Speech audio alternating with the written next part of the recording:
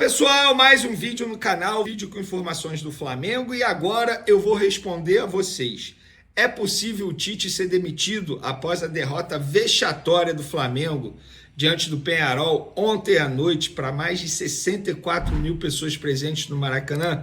Vou responder isso porque é uma pergunta que estão me fazendo bastante nas redes sociais e também nas ruas. Todo mundo me parando e perguntando: Tite vai ser demitido, Vene? Então eu decidi gravar um vídeo e trazer a resposta para vocês, trazer os bastidores do que pensa as pessoas que comandam hoje o Flamengo e também o que pensam pessoas que podem assumir o comando do Flamengo a partir de dezembro, quando acontece a eleição presidencial da equipe do Clube Rubro-Negro. Também vamos falar da CBF. A CBF rebateu o presidente Rodolfo Landim. O mandatário rubro-negro disse que a culpa da lesão do Pedro é da CBF e a CBF foi e respondeu rebatendo. Tem também mando de campo das semifinais da Copa do Brasil. Eu vou te falar, quando a sorte não ajuda, é complicado. Tem isso e muito mais no vídeo de agora. Vamos para as informações. Vamos lá, acabou de acontecer o sorteio dos mandos de campo da semifinal da Copa do Brasil. O sorteio aconteceu na sede da CBF, aqui na Barra da Tijuca, no Rio de Janeiro. E a sorte não está com o Flamengo. O Flamengo vai decidir fora de casa. Jogo de ida será no Maracanã. Para quem não sabe, o Flamengo pega o Corinthians, tá? E na outra chave, Atlético Mineiro e Vasco. O jogo de ida no Maracanã, provavelmente dia 2 de outubro, e o jogo da volta lá na Arena Neoquímica, provavelmente no dia 17 de outubro. Na outra chave é o Vasco que vai decidir em casa. Flamengo passando pelo Corinthians, pega Atlético Mineiro ou Vasco da Gama na grande decisão da Copa do Brasil. E por falar em Copa do Brasil, eu acho que esse título está se tornando mais tangível, o mais acessível para o Flamengo. Libertadores, eu estou extremamente desmotivado, não estou otimista. Campeonato Brasileiro também não estou otimista. E pelo visto a Copa do Brasil se torna o título mais acessível para a equipe rubro-negra. E lá na CBF, o diretor da CBF, Rodrigo Caetano, concedeu entrevista para jornalistas presentes e rebateu o presidente Rodolfo Landim. Só para contextualizar, o presidente Rodolfo Landim, em uma entrevista à TNT Esporte, disse que a lesão do Pedro aconteceu porque o Pedro foi colocado a uma carga elevada de treino quando ele se apresentou à seleção brasileira. Ele se machucou pela seleção brasileira. E aí o Rodrigo Caetano disse o seguinte, abre aspas: não estou aqui para fazer uma análise de nenhuma declaração a respeito disso. Posso dizer que tem grandes profissionais aqui da CBF que já estão há muito tempo, são permanentes da casa e realizam esse trabalho ao longo de todos esses anos. Não somente com essa comissão técnica. Esse controle de carga existe, tivemos todo o cuidado do mundo. Agora, a análise se foi ou não foi, não vou entrar nesse debate. A gente sempre gera todo e qualquer tipo de relatório, não só para o Flamengo, Atlético Mineiro, para todos os clubes, de tudo que os atletas fazem desde o primeiro dia que chegou aqui. Obviamente foram respeitados, na nossa visão, todos esses protocolos. O Rodrigo Caetano também explicou que todos os clubes recebem um relatório de todos os trabalhos feitos com os seus jogadores convocados na seleção, garantiu que a CBF fez tudo que podia e tratou a grave lesão de Pedro, que o afastará dos gramados por cerca de 8 meses como uma fatalidade. Abre aspas para Rodrigo Caetano. Infelizmente foi um acidente, uma fatalidade. Era o segundo dia de treinamento. O primeiro foi recovery, que é o descanso. Mesmo antes de iniciar o treinamento, infelizmente teve esse acidente que o tirou da temporada, o que a gente lamenta. A CBF fez o que precisava ser feito, deu toda a condição e fez o investimento necessário para que ele retornasse o mais rapidamente possível ao Rio de Janeiro para que iniciasse o treinamento, pudesse ter a intervenção cirúrgica. Agora nos resta acompanhar e apoiá-lo, porque o Flamengo tem grandes profissionais e vai conduzir muito bem a recuperação dele. Na boa, o Rodolfo Landim errou. A verdade é essa. Por mais que ele tenha essa informação, e acredito que alguém tenha falado isso para ele, alguém do próprio Flamengo tenha falado isso para ele, mas ele não pode dizer isso publicamente sem ter uma prova. Que prova ele tem para dizer que o Pedro foi colocado a uma carga elevada de treino? E, de fato, foi uma fatalidade. Ele se machucou sozinho, gente, durante o aquecimento, virou o joelho e acabou sofrendo a lesão. Dito isso, vamos para o próximo assunto. E o próximo assunto é sobre Tite. Antes de mais nada, ontem eu encerrei minha live pós-jogo para poder acompanhar a coletiva do Tite. E na boa, eu não sei nem mais porque eu acompanho. Mentira, eu sei porque eu acompanho, porque faz parte do meu trabalho. Eu tenho que ouvir o que o treinador falou após os jogos para poder fazer uma análise em cima das atuações do Flamengo. E as coletivas do Tite são extremamente chatas, a verdade é essa. E ele não tem nenhuma autocrítica. Inclusive, ontem, quando ele foi questionado o porquê de ter deixado o Léo Ortiz no banco e ter iniciado com o Pulgar, eu nem acho que o Léo Ortiz teria que começar na vaga do Pulgar. Acho que teria que ter começado na vaga do De La Cruz. E eu falei isso antes do jogo, não é uma engenharia de obra pronta, pelo contrário, eu achava que o De La Cruz tinha que ficar no banco de reserva para entrar no segundo tempo na vaga do Arrascaeta, porque eram dois jogadores que estavam muito mal fisicamente, e a gente pôde ver isso em campo, mas o Tite foi questionado, por que deixar o Léo Ortiz no banco e começar com o Pulgar? Olha a resposta dele, abre aspas, todas as possibilidades que são aventadas agora, ele adora falar a palavra difícil, gente, ele esquece que ele está falando para a torcida, não é para o jornalista. Mas vamos lá. Todas as possibilidades que são aventadas agora, fora do que aconteceu, vão ter razão. Todas são, poderia ser melhor. Pulgar é um jogador de seleção, vinha bem na sequência e estava habituado à posição há mais tempo. O Léo estava jogando muito numa situação que não gostava. Eu precisava naquele momento e ele contribuiu. Gente, na boa. Que resposta foi essa, Tite? O Léo Ortiz já disse em vários momentos que ele não se importa em jogar como volante. Óbvio, ele prefere jogar na zaga porque hoje ele é zagueiro de ofício, mas ele já foi volante, para quem não sabe. Inclusive na categoria de base sub-20, ele era volante, tanto é que ele tem uma saída de bola muito boa, um passe muito aprimorado. Não tem nenhum problema para o Léo Ortiz jogar como volante. E essa resposta dizendo que Pulgar é jogador de seleção, e daí? Ele pode ser seleção que for, mas ele não vive um bom momento. E o Léo Ortiz era o melhor jogador do meio de campo. Ele não poderia ter tirado o Léo Ortiz do time. Tanto é que o Léo Ortiz entrou no segundo tempo, o meio de campo do Flamengo melhorou. Então essa resposta, com todo respeito, Tite, eu não concordo com essa resposta. Isso aí foi muito mais para jogar, para gestão de grupo. A verdade é essa. Para dar um carinho em Pulgar, que fez uma péssima partida, diga-se de sinal aí. Ele fez uma péssima partida, inclusive errando o passe que originou o gol do Peñarol, mas eu não acho que tenha sido culpa exclusivamente do Pulgar, não. Eu acho que foi um erro coletivo no gol do Peñarol. Varela estava perdidinho, Fabrício Bruno não acompanhou, Léo Pereira não acompanhou, Alexandre não acompanhou. Então foi erro geral. Para finalizar, uma segunda declaração do Tite aqui, que ele disse o seguinte: o Flamengo vai criar metade das oportunidades que criou hoje lá no Uruguai e vai fazer o gol. Você pode me cobrar, ele disse para o jornalista. Tite, como é que você chama essa responsabilidade? Futebol, eu sei, eu acho que o Flamengo pode chegar lá, pode ganhar, é claro. Eu não tenho motivos para acreditar nisso, o Flamengo não me dá motivos para acreditar nisso. Não me dá motivos. O problema não é nem perder. Perder faz parte do jogo. O problema é como perde.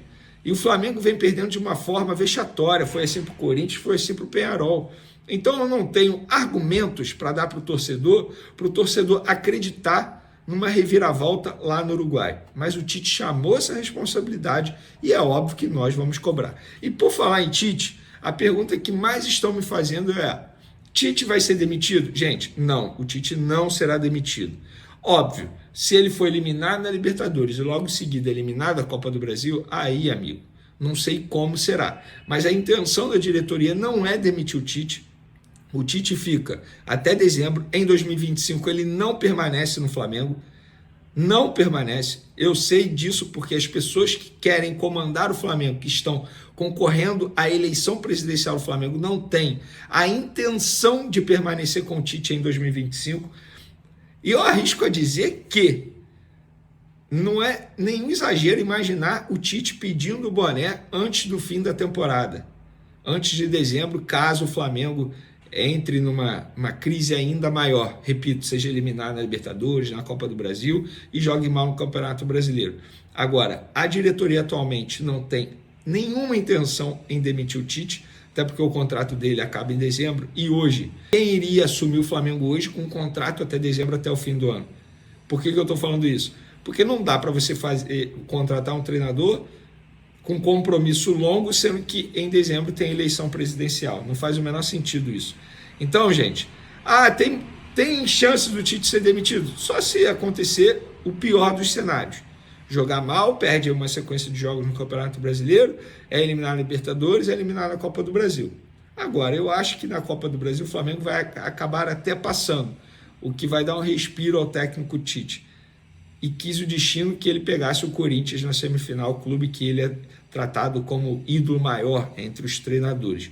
Então não tem chance do Tite ser demitido, o Tite continuará sendo treinador. A questão é o seguinte, o Tite não é o único culpado, não é.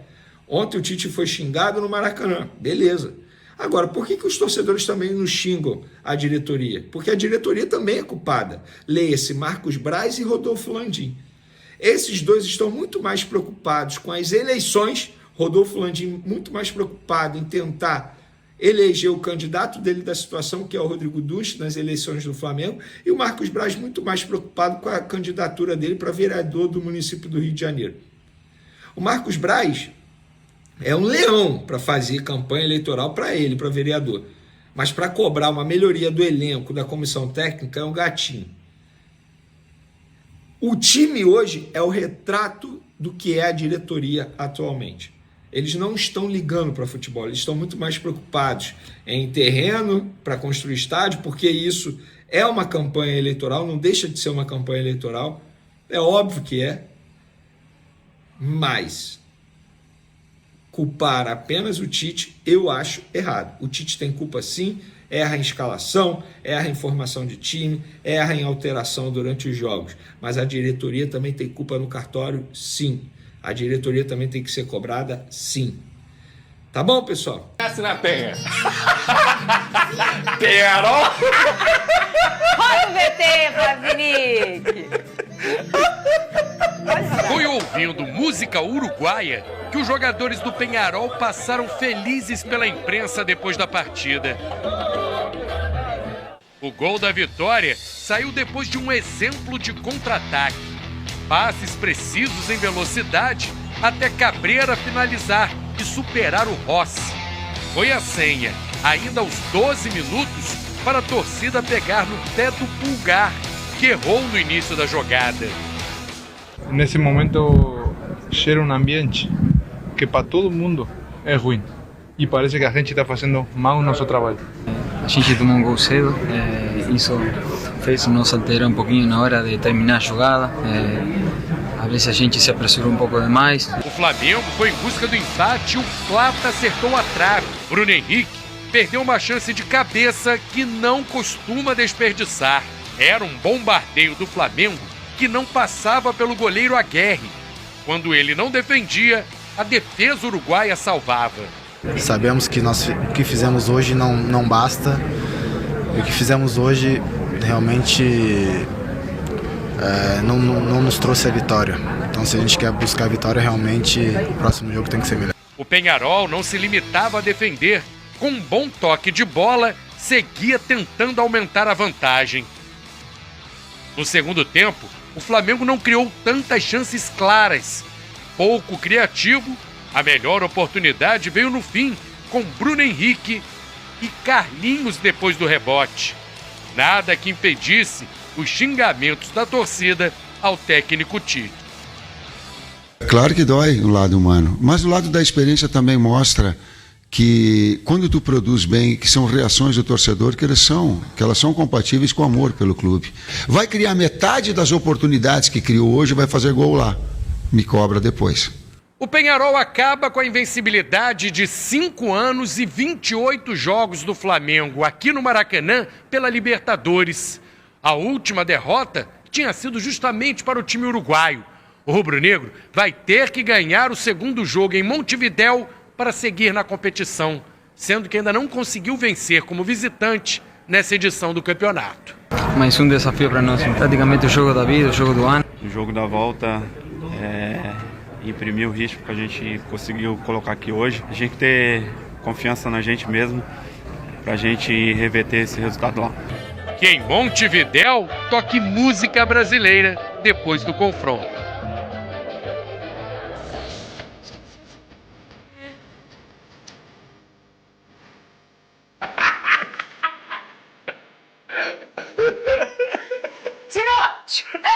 Não! Gente, no meu programa não, essa parte, pelo amor de Deus. Ô, Vene Casagrande. Pois não, Vocês conhecem essa música? Eu não Vocês conhecia. sabem como é que é essa parte, Conheço. né? Não pode falar aqui que tem muita criança que assiste. O Venê tá meio cabreiro hoje. Ô, O cabreiro. Está precisando de mais desempenho, mais controle? Então você precisa da hospedagem VPS da... O cabreiro. Tá meio cabreiro hoje. ô, O cabreiro.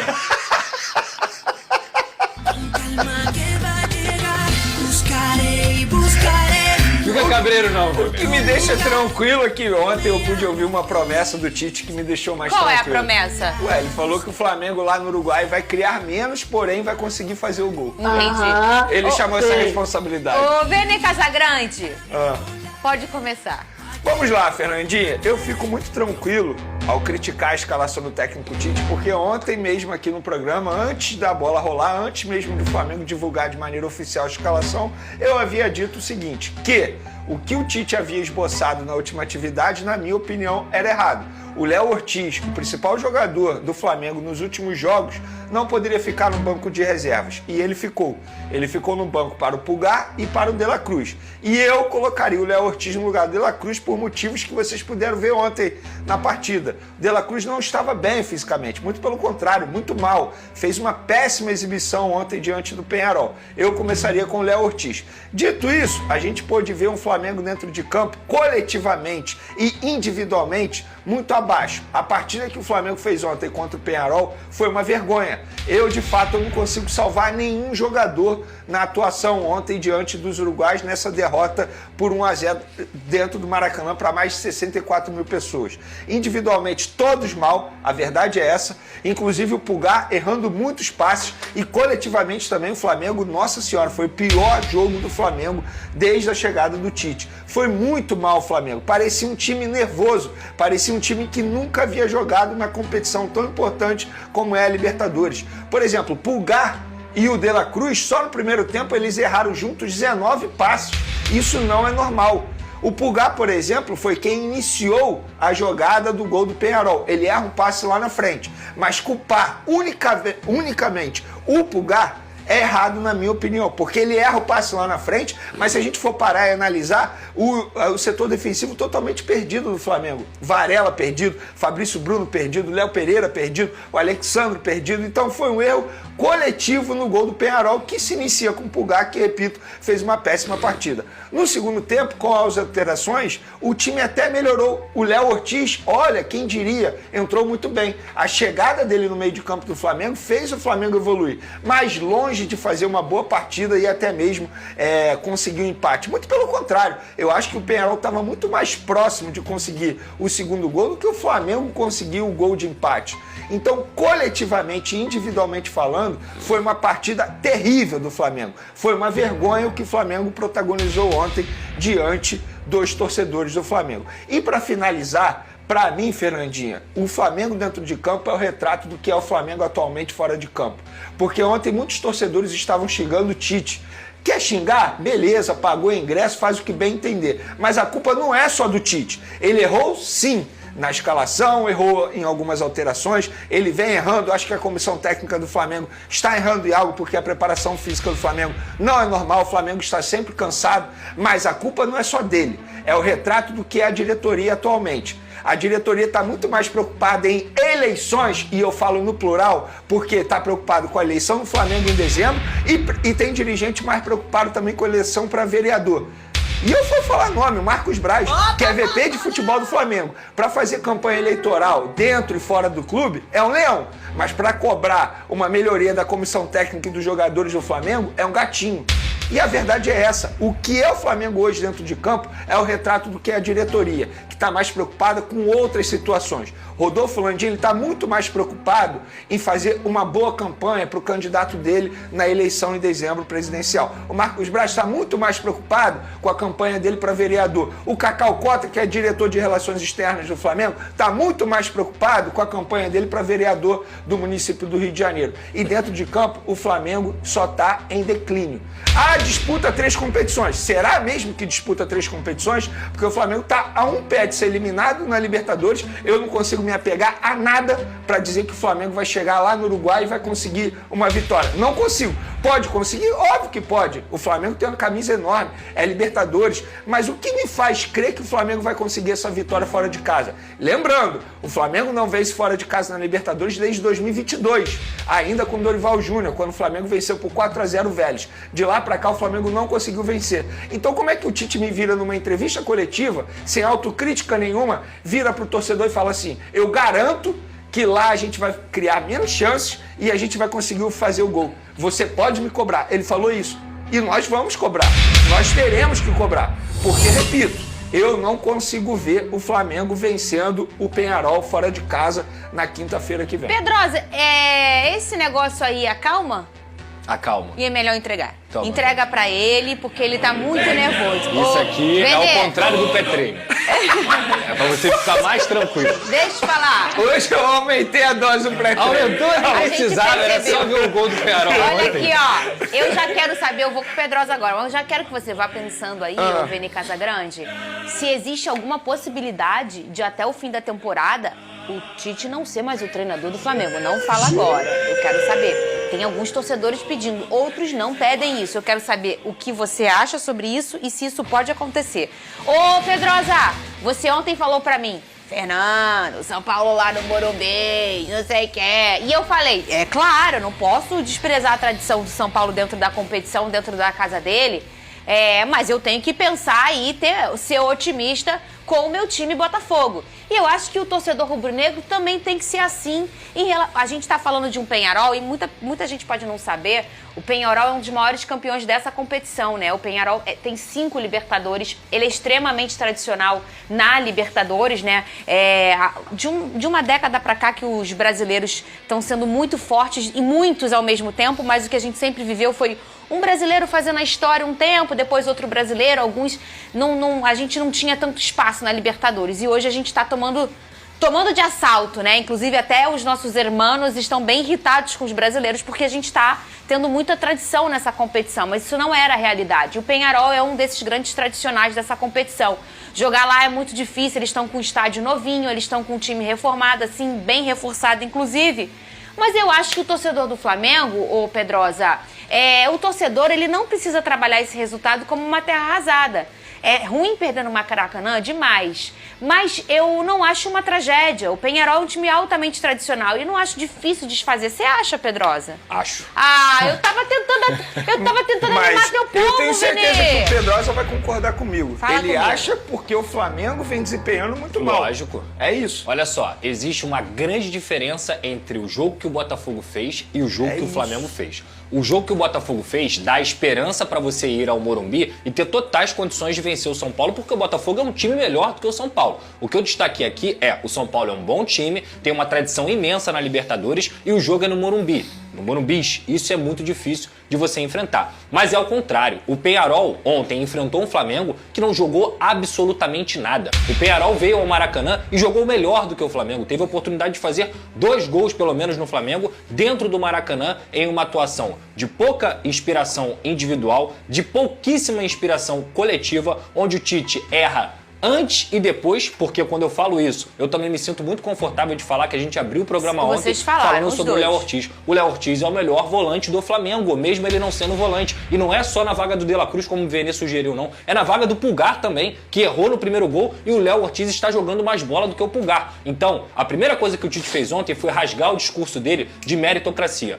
Não existe meritocracia, não existe campo-fala quando o Léo Ortiz é banco de reservas do time do Flamengo. Isso não existe. O Léo Ortiz é o melhor jogador de de meio campo do Flamengo e ele deveria ter sido titular. Dito isso, mesmo sem Léo Ortiz, a atuação coletiva do Flamengo foi uma vergonha. Um time que não consegue ter nenhuma associação nas pontas, é um time que insiste toda vez na bola longa. Eu repito aqui, concordo com o Vene, não é só erro do Tite. O Tite perdeu o seu trio de ataque, recebeu reforços também, mas essa adaptação é complicada. Agora, tem uma posição que eu falei aqui. Não adianta achar que o Gabigol vai dar conta, porque o Gabigol não me parece ser mais o jogador que ele já foi. A diretoria tinha que ter contratado quando o Pedro se lesionou. O Flamengo não tem centroavante. Entrou o Carlinhos, com todo respeito ao Carlinhos. Não dá pra ele. Não dá pra ele. E aí você vai jogar no Uruguai com resultado negativo de 1-0. E aí o que o Tite errou após a coletiva? Como é que você traz uma responsabilidade dessa pra você com o seu time desempenhando o futebol que desempenhou no Maracanã diante de 60 mil pessoas e fala que o seu time vai fazer gol lá no Uruguai? Pode acontecer? Pode acontecer, mas pra que trazer essa responsabilidade numa panela de pressão que já é imensa? Então assim, pro Tite melhorar, eu faço várias críticas e faço várias pontuações aqui que eu relevo a questão do trabalho do Tite, calendário e tudo mais. Ontem não teve desculpa. O torcedor do Flamengo está coberto de razão de criticar o técnico.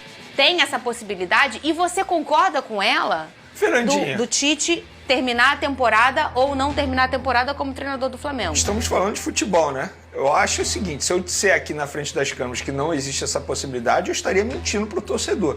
Vamos levar em consideração que o Flamengo seja eliminado quinta-feira e logo depois é eliminado na Copa do Brasil ou perde alguns jogos importantes do Campeonato Brasileiro. Como que eu vou dizer que não há chance do Tite ser demitido?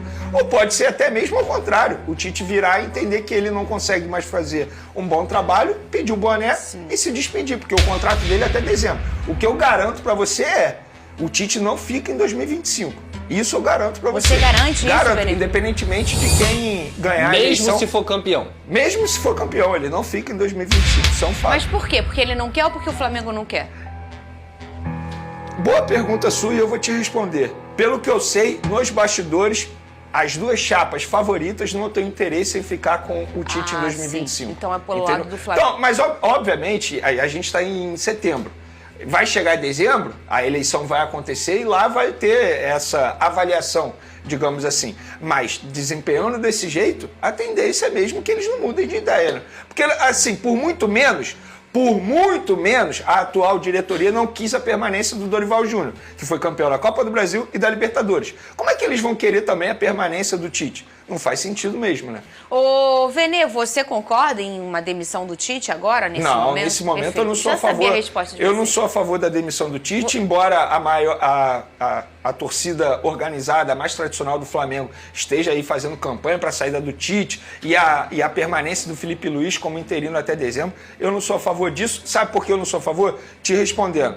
O grande problema para mim não é os jogadores em relação com o Tite, como foi com o Sampaoli, que a relação era terrível. E aí eu era a favor da saída. Nesse caso, não. Eu acho que é muito mais sentar, conversar, a diretoria entrar em cena, cobrar do Tite, da comissão técnica e dos jogadores.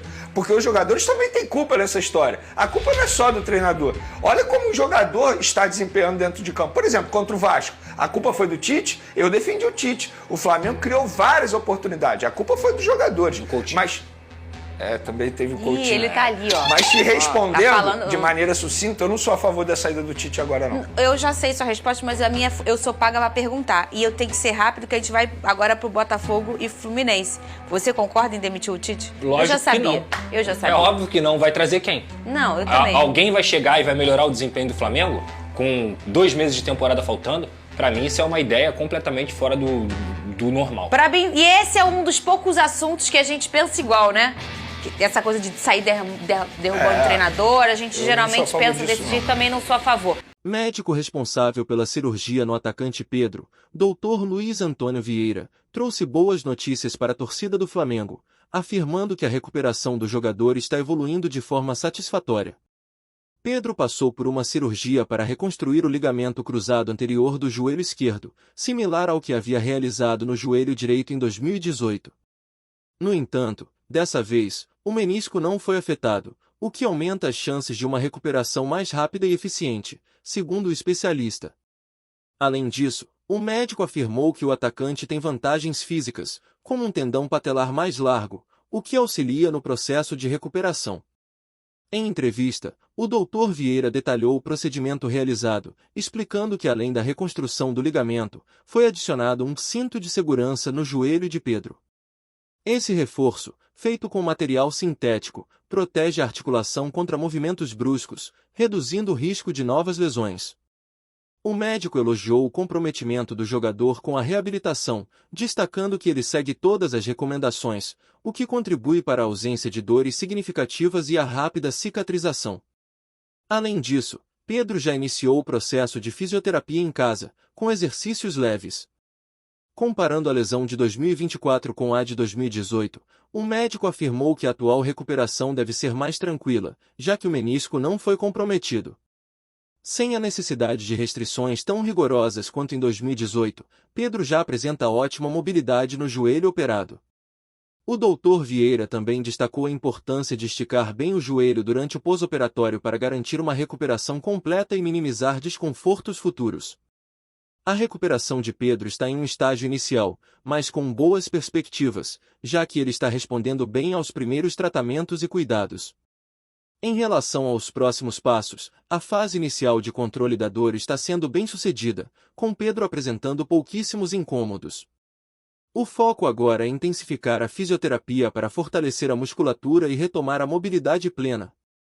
O médico acredita que o retorno ao futebol deve ocorrer em um período de 8 meses, o que coloca Pedro em condições de participar do Mundial de Clubes de 2025. Segundo o Dr. Vieira, o comprometimento e a disciplina do jogador são fatores decisivos que podem acelerar sua volta aos campos. A presença de uma lesão grave nos 2 joelhos é algo raro, com uma incidência de apenas 7% nos casos registrados na literatura médica. Apesar disso, o médico está confiante de que Pedro, devido ao seu preparo físico e mental, conseguirá superar mais essa fase difícil. Ele também elogiou a forma tranquila com que o jogador encarou a situação, destacando que a fé e a recente paternidade têm ajudado Pedro a manter o foco e a calma durante o processo de recuperação.